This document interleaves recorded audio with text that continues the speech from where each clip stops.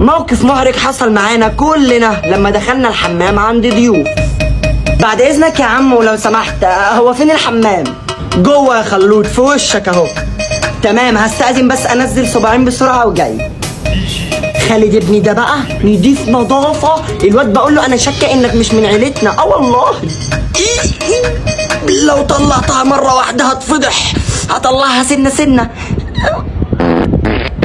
تعرف يا ابو مهند، خالد ده اخواته بيستحموا كل اسبوع، هو بيستحمى كل ساعه، بيعشق النظافه وبيقرف جدا.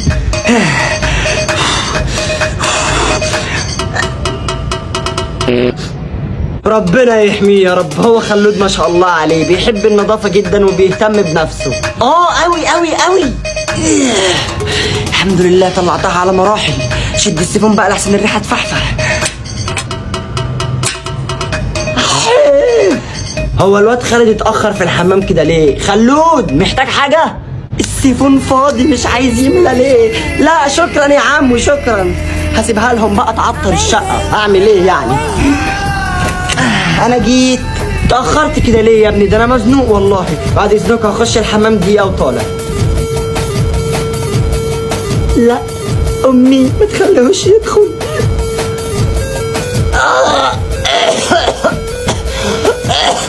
يخرب بيت نظافة أمك.